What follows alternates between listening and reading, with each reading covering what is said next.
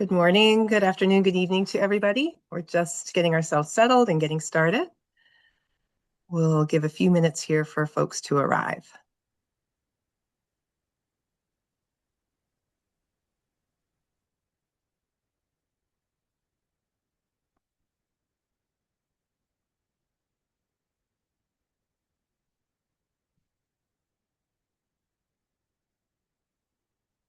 If you're just arriving, welcome.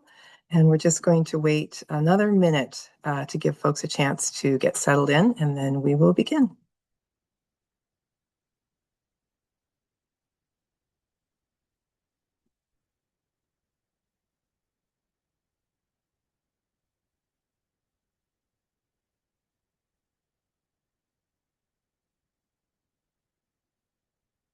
Patricia, before I start, how is the PowerPoint? Are you able to see it? I can see it, and your Okay, audio is good. great. All right. Well, we can get started. Again, good morning, good afternoon, good evening, everyone. Thank you for coming to this webinar on closing the traceability due diligence gap. We're so glad you're here. This OECD side session is co-hosted by Verit and the Responsible Sourcing Network. We thank the OECD very much for this opportunity to host a presentation and a conversation around how due diligence can be integrated into traceability efforts. This webinar is again co-hosted by Verit and the Responsible Sourcing Network. My name is Erin Klett. I am a Senior Program Director for Research Innovation at Verit, and I directed the Supply Chain Tracing and Engagement Methodologies, or STREAMS project that I'm going to be speaking about today with Patricia. Patricia and I are going to talk about our experience on the intersection of traceability and labor due diligence as part of the STREAMS project, doing some pilots together, and particularly on our reflections about a supply chain tracing and mapping pilot that we partnered on. Patricia, I'll hand it over to you to introduce yourself. Great. Thanks, Erin. And hello, everybody. I'm Patricia Jurwitz, the CEO of Responsible Sourcing Network and creator of the Yes Due Diligence Initiative. Yes, yarn ethically and sustainably sourced. We joined Verite on this pilot in India. We had also participated in a pilot in Pakistan, both in the cotton sector.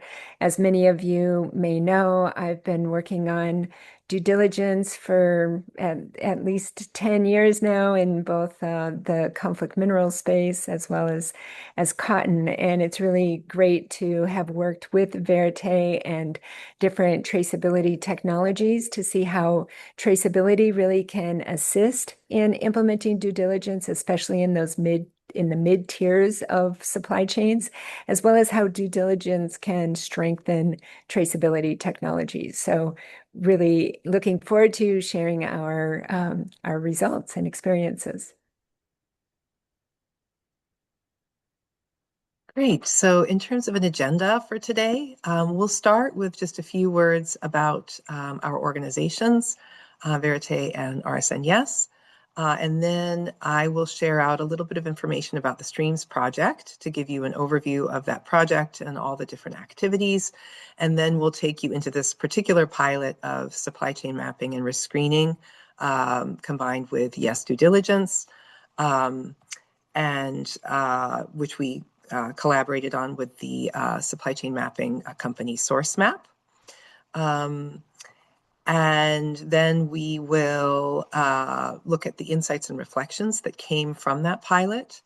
And then moving from pilot to action, looking at some resources that the Streams project produced coming off of the pilot, and looking from Patricia's side at how Yes has kind of integrated these insights and what is next for the Yes initiative. And we'll end things with a Q&A. And then throughout the webinar, if you have questions, please drop them in the chat. And then we will kind of collate and respond to questions at the end of the presentation. And I think it's actually the Q&A Oh, option there at the sorry. bottom of the Yeah, webinar, not the chat. I think the thank chat you. is not Yeah, open. got Okay, it. no Yeah, worries. Q&A. All right, so as we begin, just a quick introduction to Verite. For those of you that are not already familiar with Verite, we are a US-based NGO with global operations. We have a mission to ensure safe, fair, and legal work for workers in global supply chains. We operate through a combination of work directly with major multinationals and their supply chain partners, as well as through independent grant or foundation-funded work. The Streams Project is an example of that independent grant-funded work. We engage with supply chain actors and stakeholders across various and many supply chains and geographies and contexts on all aspects of decent work. And that includes a very deep focus on forced labor and human trafficking.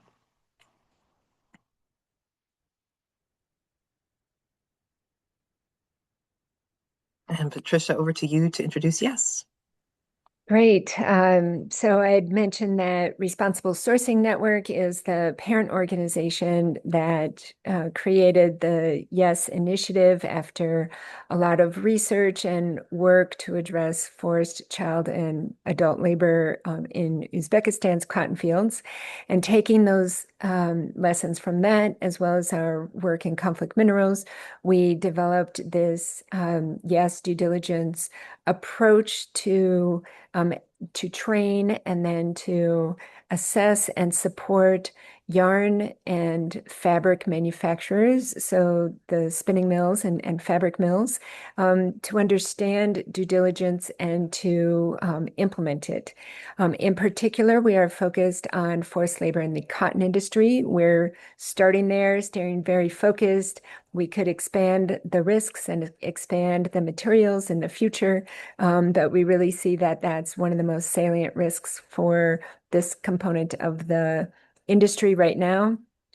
And what we're really bringing to how to benefit mills is that they'll receive training and support.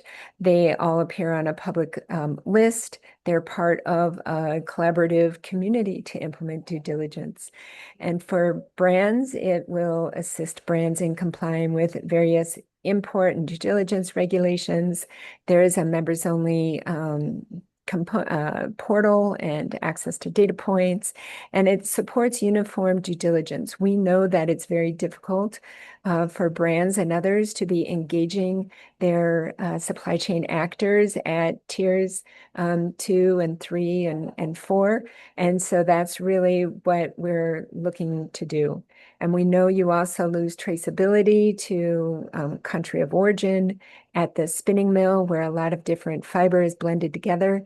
And so that's another reason why we focus on that mill, that spinning mill aspect, that node of the supply chain.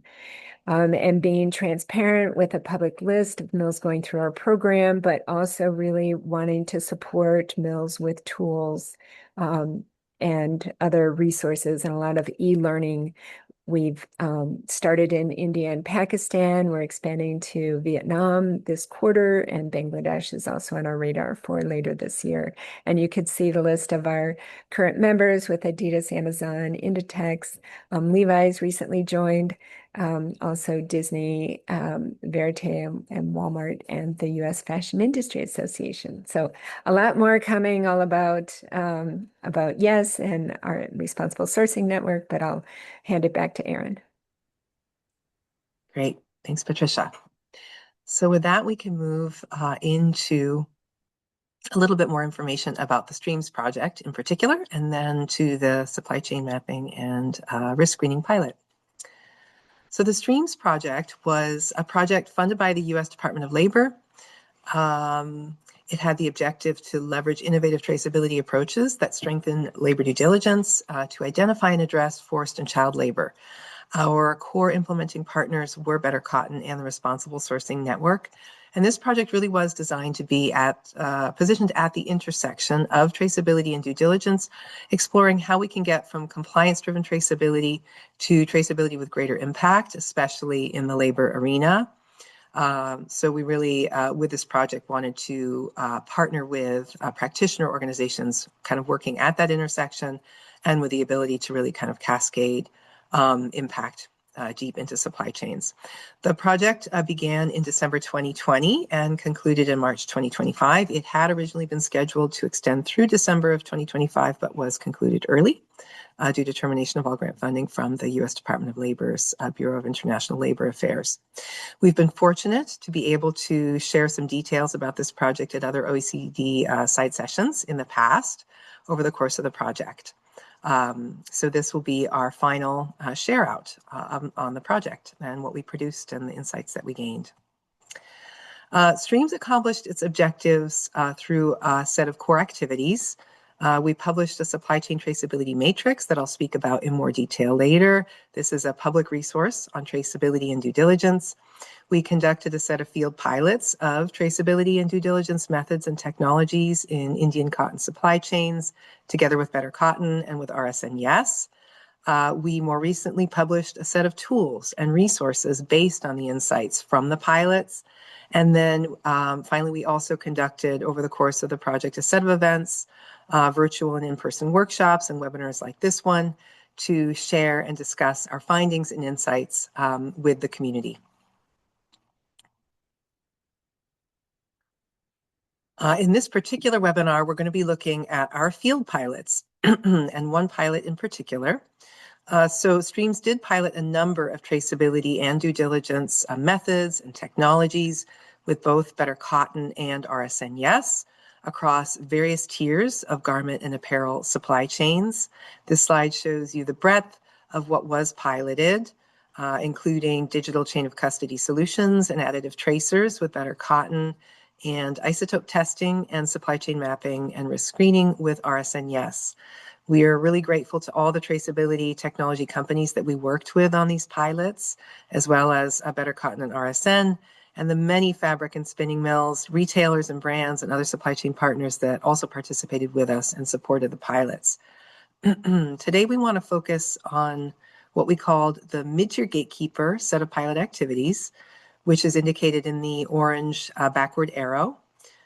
We partnered in these activities with RSN Yes, and we're going to look specifically at the supply chain mapping and risk screening pilot shown in the yellow circle.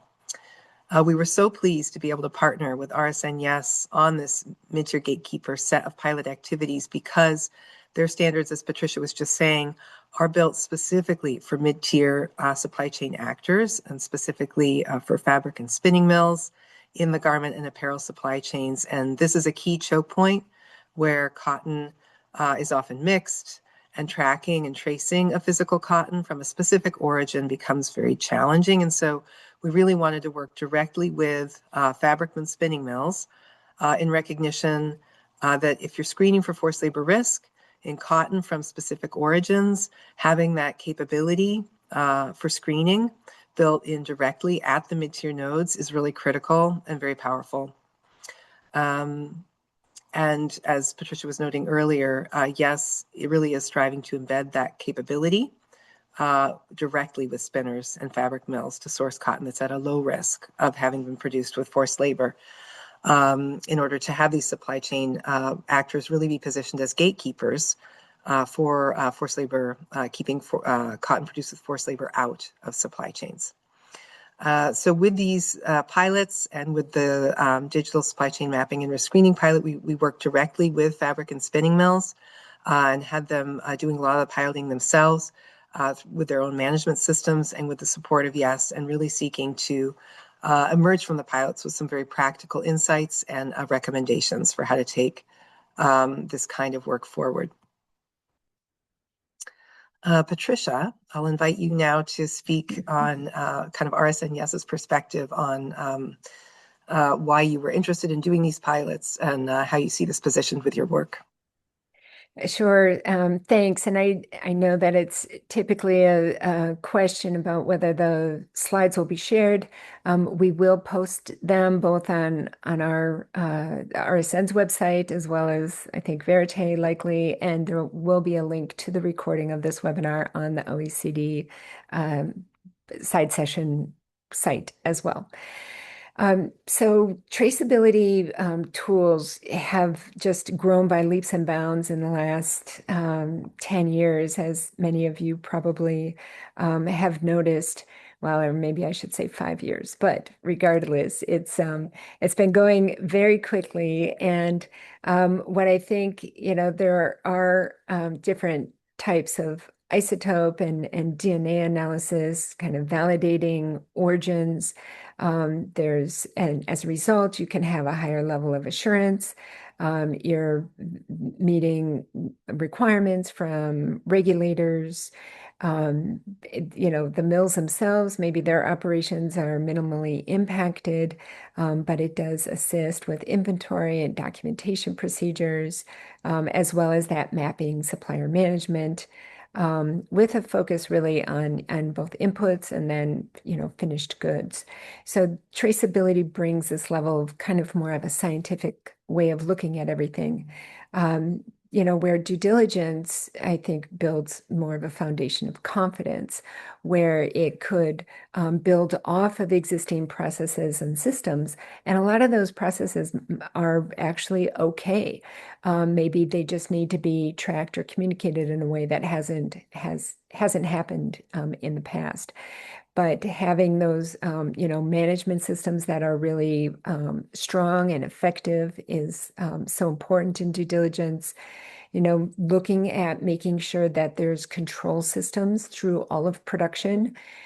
We know that a lot of mills do this already. They maybe just haven't, it hasn't been asked of them. But really paying attention then to where the mixing or commingling occurs and being able to document and communicate systems for managing that out to others is, where I think due diligence really plays a role. And then in both pre-screening and managing your suppliers, as well as managing your materials and bringing that whole concept of risk to both suppliers and materials, so that you can manage that risk and understand where it exists. Um, and then, really the focus of due diligence a lot is more on the actors rather than just the material itself. But I think bringing these two together with those additional levels of assurance, plus the stronger kind of management of everything, really plays a big makes a big difference and does make them stronger together, because you could have auditors checking on those systems, pointing out where they could be strengthened, because technology alone isn't necessarily going to be able to identify or manage those risks. And that's where I think due diligence can then complement the traceability tools.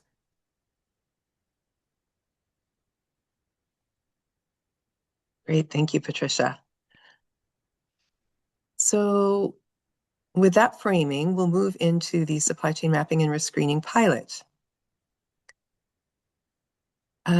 This pilot, as mentioned, for this pilot, we worked with the supply chain mapping and risk screening company SourceMap, using their technology to support specific steps in the YES due diligence process. Patricia will get into the process itself in a little bit of more detail in a minute. But just to say that this kind of supply chain mapping and risk screening technology is typically initiated by retailers and brands and at the retailer or brand node and cascaded upstream from there.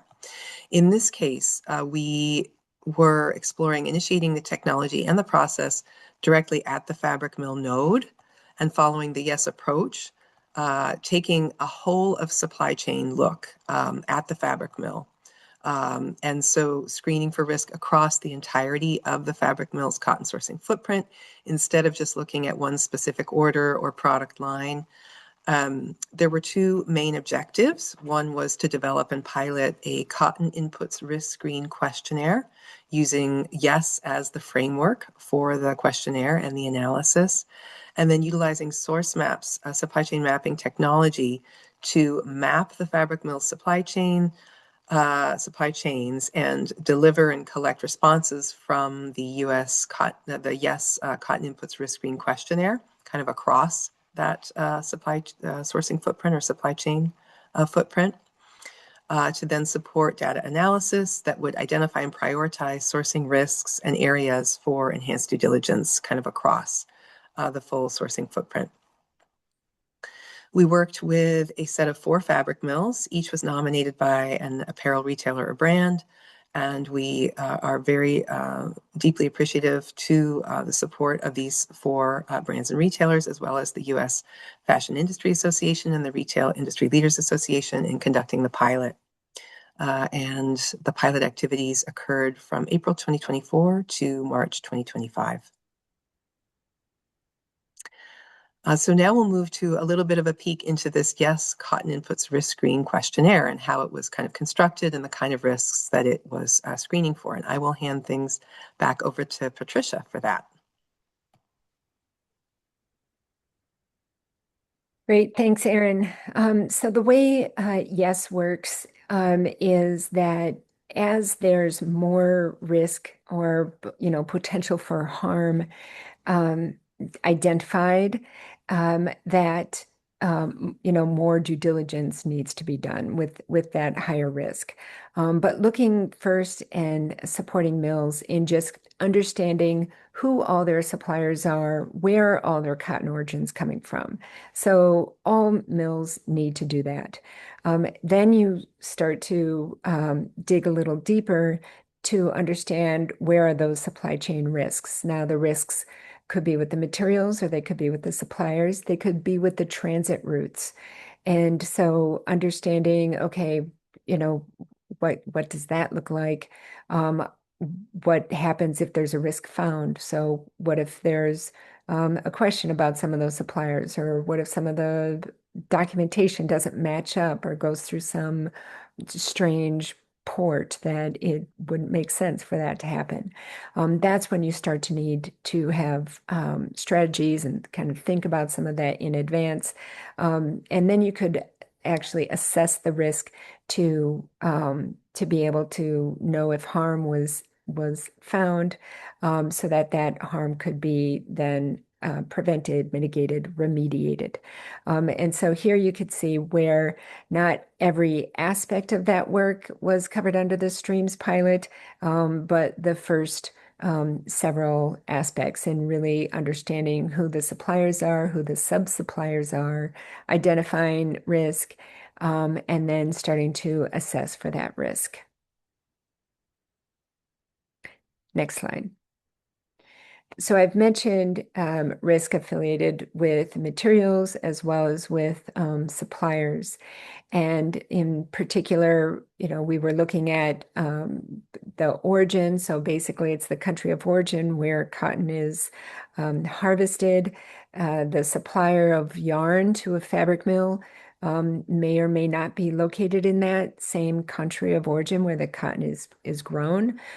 We had some suppliers, yarn suppliers, who maybe were located in Vietnam or Bangladesh, where they grow next to no cotton, so they're importing all of it. So that's all of that has to be taken into consideration.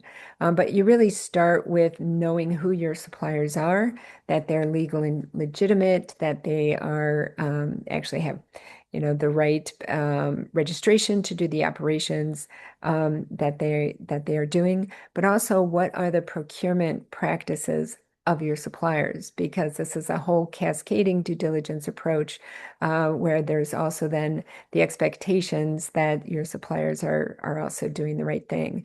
So the questionnaire that Erin mentioned, that risk screen questionnaire, we developed a number of questions that address these two components. Next slide. So if you start digging into this a little bit more, and once you actually identify those risks, then you also want to prioritize engagement. And the prioritization of engagement occurs where there's more leverage, maybe a long-standing relationship, but also where there's the highest risk. And so dealing with those most salient risks first is an approach of the OECD. And so that's something that we also focused on. As Erin mentioned, we worked with SourceMap to share that questionnaire and have those fabric mills cascaded to their suppliers and their suppliers. And then came up with recommendations on how it could be used from those learnings for the overall industry.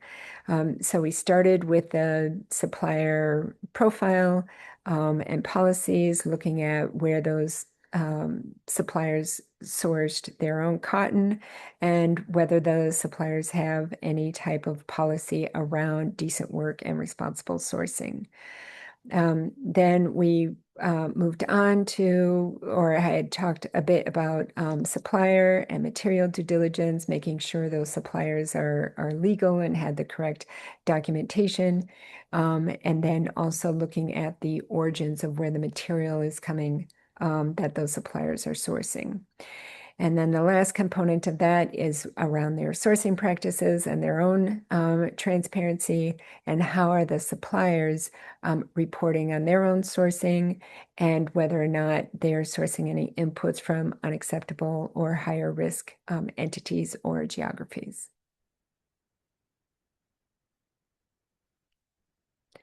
Erin, I can't remember if we go back to you on this one. Oh, you're muted. Thank you. Yes, so kind of taking that yes cotton inputs risk screen questionnaire, we then developed a supply chain mapping approach, partnering with SourceMap and using the yes questionnaire. So for the supply chain mapping activity, we, as I mentioned, partnered with SourceMap, which is SourceMap is a technology company that offers supply chain transparency solutions. SourceMap was interested to work with Verit and RSN and the fabric mills to see how well their technology and process could work when initiated in these mid-tiers, in order to gain some insight into maturity levels at the mid-tiers for tracing and tracking, and the approaches to supply chain mapping and transparency that might be most effective for initiating in these mid-tiers. And we were very grateful for their partnership in the pilot. So SourceMap used its typical cascading supply chain mapping approach, which, as mentioned, is usually initiated by the retailer or consumer goods company, but in this case was initiated at the fabric mill and cascaded upstream through a set of nominations and discovery phases. The aim for this pilot was to reach the Ginner node of the supply chain. And again, we were not mapping the supply chain for a specific brand or product line, but rather the entire cotton inputs supply footprint of the fabric mill. And we began to sort of prioritize that mapping process according to where risk was greatest, as I'll get into shortly. The pilot activities started with discovery and data collection, followed by a process of assessing and prioritizing cotton sourcing risk of the MAP suppliers according to the RSNES mid-tier due diligence standards. SourceMap also provided supply chain visualization, creating interactive maps and customized dashboards for each mill.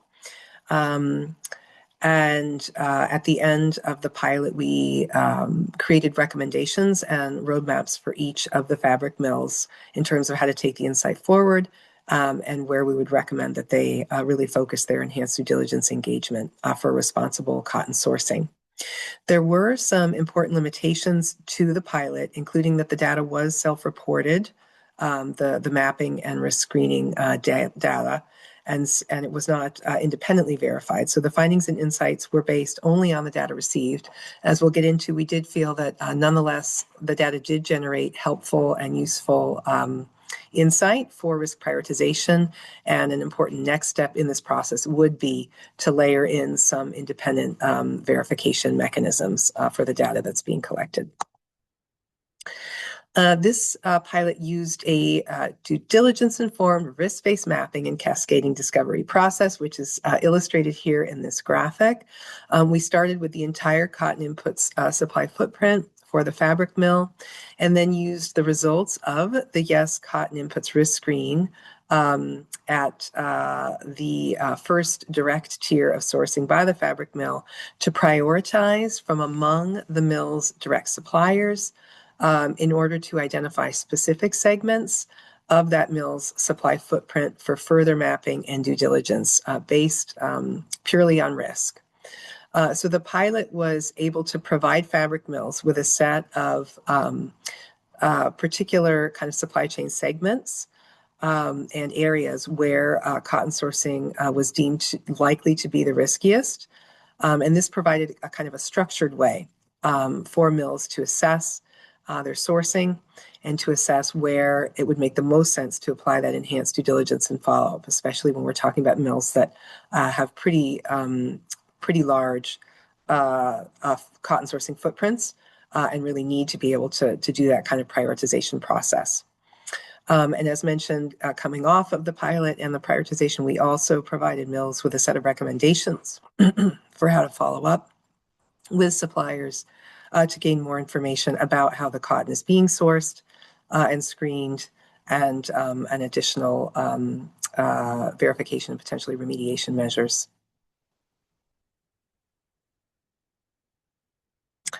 All right, so that gives you an overview of the pilot itself, and now we'll move into insights and reflections.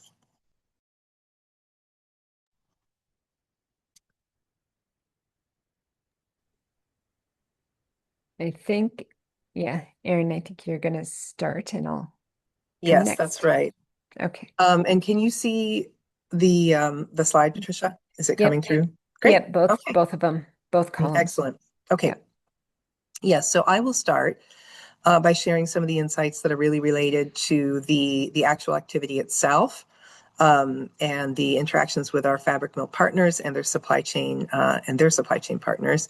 And then Patricia will share kind of broader insights and reflections on the exercise and kind of how to take those insights forward. So as mentioned, we worked with 4 fabric mills, and kind of throughout the pilot and in wrapping the pilot up, we really worked with them both on the pilot activities and in generating some insights around how the pilot was going and the kind of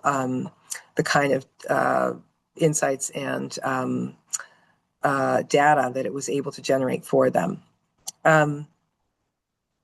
And really thinking about how to build over time more capability for this kind of tracing and responsible sourcing due diligence in these areas, mid-tier areas of the supply chain. So we've separated the insights into those for direct suppliers to the fabric mill. So that would be primarily spinners and yard traders, and then indirect suppliers to the fabric mill. So that could be cotton traders and ginners, and in some cases, even additional spinners. So we're really looking kind of at degrees of separation from the fabric mill itself in terms of thinking about the pilot insights. So for the direct suppliers to the fabric mill, there were generally low levels of familiarity with due diligence for responsible cotton sourcing and for this kind of whole of supply chain mapping approach, as opposed to just mapping and tracing for a particular product line or order. So this was the case for both the fabric mills themselves and also for their direct suppliers. With that said, we did have a very high completion rate and participation rate for both the mapping and discovery and the risk screening questionnaire activities at this direct supplier level. And this was really primarily due to the efforts of the fabric mills themselves in working directly with their yarn suppliers to introduce the exercise, to create that buy-in, and then to help support them in completing the exercise. So it really was somewhat of a labor-intensive process in terms of onboarding suppliers, explaining the purpose of the exercise, and really positioning them to be able to understand why it was being done and support them in completing it. With that said, the effort we felt really did pay off, in that we found that the questionnaire really was able to yield useful information at this tier, at the kind of that direct supplier tier, that enabled differentiation, risk differentiation in terms of where to look further and where to apply those resources to do that enhanced due diligence, and kind of productively segment the risk for the fabric mill deeper into its supply chains. And the primary way that we were doing that at this stage was really around sourcing location and the presence of any kind of management systems for due diligence and responsible sourcing. There were quite diverse ownership and procurement approaches for cotton among these 4 fabric mills that we worked with. And we found that where there was centralized procurement of cotton, that this offered a higher degree of leverage with direct suppliers and therefore kind of more robust participation. The use of traders was associated with a little bit more of a challenge and less visibility, though of course traders are very prominent, and I think this is just a question of kind of probably the need for further kind of socialization and onboarding of an exercise like this than we were able to have during the pilot. There was very high levels or significant levels of international sourcing across the 4 mills, and there was a lot of supplier overlap, which we found interesting at that direct supplier level. When it came to indirect suppliers at the lower tiers, there was a lower completion rate, which is not surprising, of both the mapping and the questionnaire, the completion of the questionnaire. And this was really due to the fact that oftentimes, as is well known, these direct suppliers often had weak leverage within their own supply chains. And so the indirect suppliers were more likely to exhibit kind of a lower willingness or ability to complete the exercise. So this required, again, more time to really establish the trust and the buy-in. But we were reasonably successful with that. And the risk screen questionnaires, again, were really able to be used to kind of target specific areas of the supply chain to invest that time and effort in.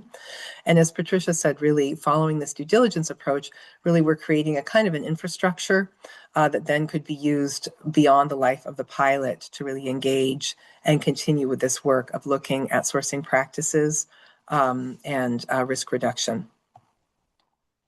So we found that really another thing that was quite helpful with that indirect supplier level was the value of coordinated approaches. So where we did have overlap at that direct supplier level, we found that was quite useful in kind of scaling efforts and communication about the pilot. And this really to us pointed to the value of coordinated approaches in the supply chain. So the more that can be arranged, the more it kind of helps reduce workload for everyone and creates better kind of buy-in and willingness to participate. At the end of the pilot, we provided all the fabric mills with a roadmap and set of recommendations, as I mentioned earlier, for how to kind of continue working on due diligence with their supply chain partners and how to continue to do these kinds of risk exercises to sort of continue to evaluate where they're applying their resources, where they're looking most deeply into their supply chains, and then within that work, where to kind of focus the remediation and the continuous improvement with their suppliers. We really found through this exercise that we felt having that due diligence framework built into the traceability exercise really helped kind of focus the exercise and really helped kind of in that approaching traceability from that due diligence perspective with labor impact, really able to kind of position the fabric mills themselves to be able to take the work forward into the future in a proactive way, and to take this opportunity of conducting a traceability exercise as an opportunity to also be really capacitating themselves on broader due diligence and on strengthening their management systems to be able to be good gatekeepers into the future. So with that, I will hand it over to Patricia to do that kind of broader reflection on the pilot. Great, thank you. So we really saw, Erin pointed out a number of advantages on the previous slide, but bringing that type of risk screen early into the supply chain, I know that there has been a lot of looking at risk, on your own business operations. Maybe looking at tier 1, but really getting that, kind of cascading it and pushing it, as far up the supply chain as you can. Eventually, we'll be able to meet up with some of those farm level due diligence initiatives, so just farm level initiatives, and kind of link everything up. I think it's, we're really trying to strengthen, I would say, that those nodes in the middle that really haven't been as engaged in the past, and they really haven't been engaged in their sourcing. They maybe have been looking at their own water usage or energy usage, There's also been conversations around their own, the labor conditions inside some of those spinning mills, but nobody's really talked to them as much about how they're sourcing their product and if they're looking at risks in regards to sourcing their product. So I think that really makes a big difference. And then having, this whole supply chain due diligence approach, which it's been great. I'm here at the OECD right now. Had an earlier conversation with other peers in the industry, namely with like Textile Exchange and Better Cotton, who are also using the same OECD due diligence framework now to really address their work, which is more kind of based at farm level. And so I think having everyone talking with that same language is really useful because there are still many, many people in the industry who've never heard of due diligence and really don't understand what the expectations are, or they think it's still a social or environmental compliance approach, and it's not. It's different. So really kind of bringing that forward to talk about how this is different. And the other thing that I think a lot of the spinners appreciated, or the mills, is that we look at all the cotton that they're sourcing, not just the preferred cotton. So many initiatives are more preferred oriented, but really understanding that there's a lot of risk in conventional material as well. So it did strengthen visibility, I think, across, looking at all those different cotton inputs, and especially I would say cotton inputs where it might be a noil or, the shorter fibers, which could be blended together at from coming from a different spinning mill. So a spinning mill sourcing from a spinning mill, looking at those different types of situations. And as Erin was talking and mentioned, that a risk screen questionnaire is an effective tool to really bring that risk-based due diligence to the spinning level. And so one of our recommendations, maybe I jumped to the bottom there, but is to have a universal risk screen kind of template that folks could fill out and not have to fill out lots of different types of questionnaires and risk screens. We have seen this happen in the minerals supply chain, for example, and it's been really successful. So it is something that I'm kind of keen on seeing if that's something the industry will want to adapt in the future. But also, knowing that to make all this happen, we need retailer and brand demand. That we had a couple of brands nominate the mills who were in this program, which was great. We have had that experience where they just want to share with us the material for that particular brand, and we have to explain that we're looking at everything they're sourcing, not just for any particular customer. And that data, verification is a critical element to all of this. A lot of it, you start with the self-reporting, but then figure out how you can corroborate that information, whether that's the supplier or whether that's the material. But I think the more we talk about this, the more we'll have this opportunity to check on that data. And that coordinating our efforts, as I mentioned before, is definitely important. And I was even talking to folks about that today as well, with capacity building being consistent, and that there's opportunities to collaborate about that. And so investment is needed, I would say, at all levels, both to kind of support implementing these industry-wide type of initiatives, but also understanding where the real risk is and making sure that we have credible information coming out so that that we could prioritize and educate mills on prioritizing engaging in those areas first. I think there's another slide. Oh yeah, the spinner reflection. So we have to, unfortunately, we had a cancellation of one of the spinners that was going to give their thoughts about working with the pilot and also going through yes assessments. But they were able to provide some information emailed to me, and so a couple of the challenges really that even before I think we go on to this slide, maybe Erin, if you go back, yeah, is just some of the real challenges is that some of these spinning mills, I think Erin mentioned, some are really big, and that one, they had said that they have, 25,000 transactions a year, and so how do you really keep track of all of that? And a lot of it is from their own suppliers, meaning their own internal suppliers. So in particular, we've seen some pretty complex vertically integrated mills where they're making their own fabric, and then they have multiple subsidiaries where they are making their own yarn. So they're sourcing their own yarn. And so I think part of the challenge for them is, and that they've communicated, um,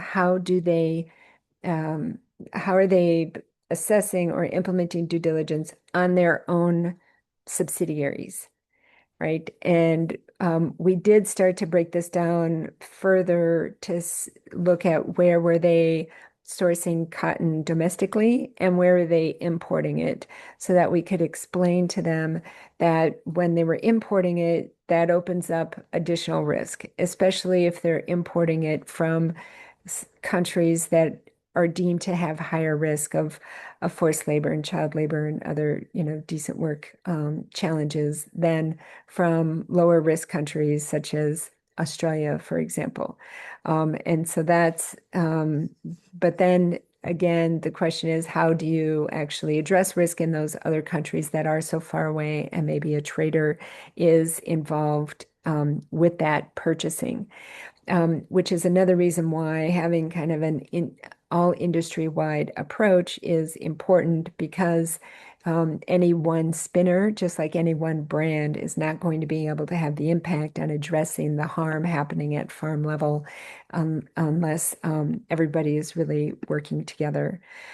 Um, Let me just double check. One other thing is um, the central procurement challenge was another point that was brought out. Is if I know Erin mentioned that you have more leverage doing procurement centrally, you do have to make sure your procurement staff or managers are on board with this whole pilot. That was something that we noticed, that even if the CSR, or sustainability staff person, it has committed to it, unless their purchasing folks are actually part of it too, it's not going to work, because they're the ones with the relationships and the contacts at the suppliers, the yarn suppliers in this case. And if they don't want to provide that information, then you don't have anyone to send the questionnaire to. And so making sure both that procurement team is on board, but then also if it's being centralized, and even for us coming at it from a yes perspective, where we have the facilities are assessed, if there's multiple facilities that are all having procurement from one place, you want to make sure that that procurement team is part of the overall assessment too, because that's really where they're managing risk with those suppliers. So I think those were the main kind of comments. I don't know, Erin, if you had anything else that you wanted to offer from that mill perspective. Well, I think you covered the territory really well, Patricia. Um, and I think just we're kind of at an inflection point here with the presentation. Just to note also, we do have some really great questions coming in. And so I'm thinking we should probably try to wrap up in the next Yep, 3 or 4 minutes so we can start looking at those questions. So with sure. that, I mean, I think you've spoken to this value of the coordinated industry-wide approach. And Yep, but I just to, do want to do a yeah, little plug for that yeah, short story about the compliance yes, labyrinth that came from one yes, of our yes, partners yes. at a spinning mill, because she's dealing with all the pressures of providing more data, and a lot of it does come down to relationships. But yes, if anyone's interested in a coordinated kind of questionnaire approach, please contact me separately. All right, so kind of taking this from the pilot to action and different kinds of takeaways. On the Verite side of things, we really, through the Streams project, we're primarily focusing on producing resources that could be available to the community, the traceability and due diligence communities kind of broadly and well into the future. So I will just take a couple of minutes here to profile and preview some resources for you that were produced by the Streams project. So we did produce something called the Traceability Matrix. It's a major part of the Streams project. It's a website that features different kinds of information on how to design traceability approaches that have labor due diligence outcomes in mind. And it has a lot of examples of traceability in action and looks at a lot of different major commodities and the types of labor considerations that might impact your traceability decisions. So encourage you to have a look at the traceability matrix, and there's a QR code that there down there in the bottom right. In addition, we also have the Streams resource suite. This suite of resources is where we really started to share out our insights, specifically on the pilots. It has advice on how to design and deploy traceability mechanisms, again, in ways that yield actionable insight, really taking the OECD due diligence guidance for responsible business conduct as the core framework. So starting to kind of translate those insights into HRDD frameworks. We have a set of three different main types of resources. One set of general resources on traceability and labor due diligence processes, some guidance for using supply chain mapping and global trade data to identify labor risks in supply chains, and then finally a set of issue briefs that share out our insights from our pilots on specific types of traceability technologies, including digital chain of custody platforms, additive product tracers, isotope testing, and supply chain mapping and risk screening. And these issue briefs really look at how these technologies can be used to support labor due diligence, how they can be used in ways that are accessible for a broad range of supply chain actors, and how the technologies can be used in a way that's beneficial for upstream producers and suppliers. So I encourage you to have a look at those resources. They're practical and actionable. And we'd be very keen to hear your reactions and feedback. And so, Patricia, over to you to share out a little bit on YES. Yes, I think I said we'll share these slides. So looking at the deliverables that YES is providing for visibility, influence, and compliance, I mentioned our public mill list, different data points in regards to mills implementing a due diligence approach, looking at all cotton that comes into a facility, and really being able to collaborate then on that engagement. And e-learning and tools to support suppliers, you could go on to the next slide, is really where we're focusing because we want these mills to be successful. So we've started doing assessments, moving beyond pilots, and having those e-learning. Right now, e-learning course is available to those going through the YES program. We might make it just available to the public going out into the future because we really want to get this information out as much as possible. I talked about the countries that we're going to be furthering, our efforts out to Vietnam and Bangladesh later this year, and continue with engagement and assessment in India and Pakistan.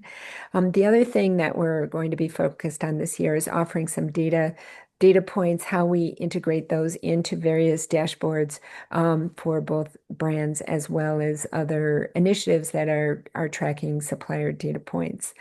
And moving beyond just the foundational YES assessments to addressing risk as well, which is you would be then fully conformant. I mentioned this is the website where we have our publicly available mill list. We'll continue to expand that as more mills come on board. Next slide. And as they develop their own policies and procedures or their due diligence reports, those links will be on that website. All those mills are listed. We already saw some of the brand members and these are the audit firms, and we're managing our assessments through Sumera. Next slide. I think we're almost done. There we go. Yeah, we are.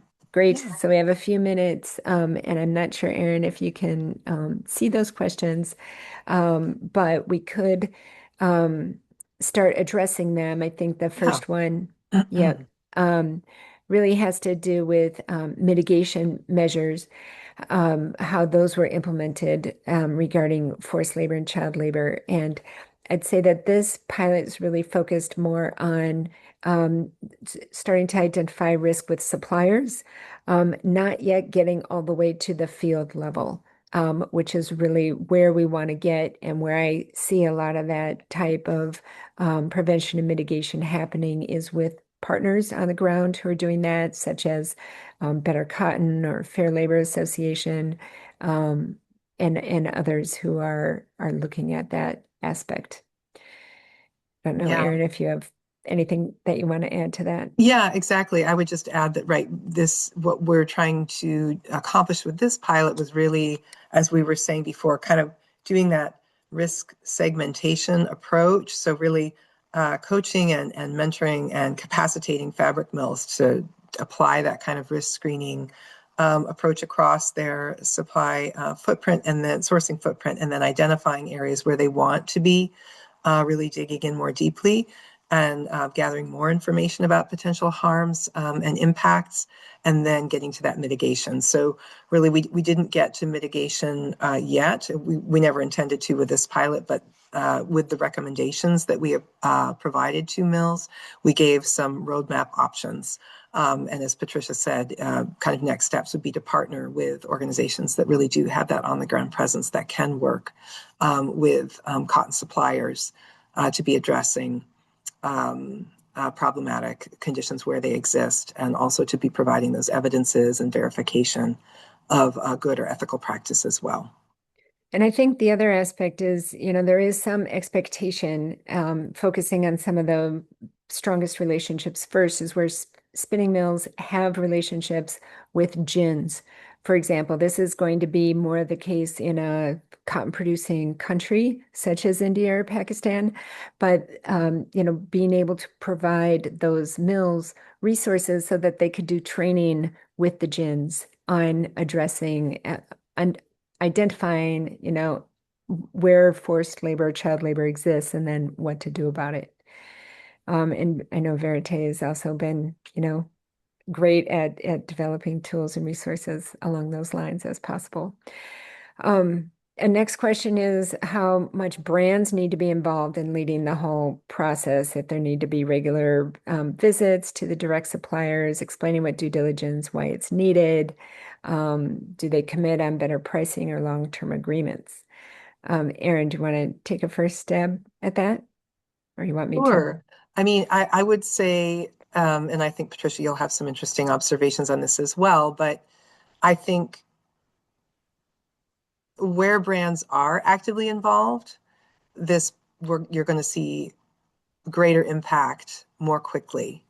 Um, Are they necessary in all cases? I wouldn't say so. I mean, we actually worked with some branded fabric producers that themselves are quite proactive in taking on some of this due diligence and really looking at their own management systems independently of working with any particular brand. And so I think there actually is quite a lot that can be done working directly with producers and suppliers. And at the same time, absolutely, brands are such a critical and important piece of this. And the more they are engaged, and the more, as is said, they can commit to really long-term relationships with their suppliers, the more quickly you're going to see impact and kind of progress. Yeah, we only have a minute left. So the last question, and maybe you just want to pull up our contact info there, Erin, in case Yeah. folks want to get a hold of us. But it's from Aziz Raymond from iMentor. So he's excited to see traceability and due diligence going hand in hand, wondering how open the supply chain actors are in being visible to the large set of brands and retailers who may not be part of RSN to leverage one-time work to avoid duplication. And I would say that nobody wants to duplicate efforts. I mean, we don't want to, and I'm glad to hear as well other initiatives don't want to. And I think it is important for us to make this information, publicly available, the training, or at least if somebody just wants to attend a course and not have to go through the whole assessment. I do think assessment, it's really focused on identifying gaps in your systems. So it's to strengthen your own systems. And I think then you can go to your clients and kind of talk about how your systems are strong to be identifying and managing your own risks as mills. And I think we will see more and more mills you know, as we continue to build those involved, folks will hear from multiple entities that this is important, that it's not just a one-off brand here or there who wants this work to be done. So with that, I want to thank everybody for joining us. And thank you, Erin, for co-hosting. Yes. Yeah. Thank you too, Patricia. And thanks everybody for coming. We hope this has been an interesting and engaging session for you. We would welcome your feedback. We've got our emails there and some QR codes for how to learn more about our organizations. And wishing you a great day. Great. Hope to Thanks, see some everyone. of you here in Paris. Bye-bye. Bye-bye.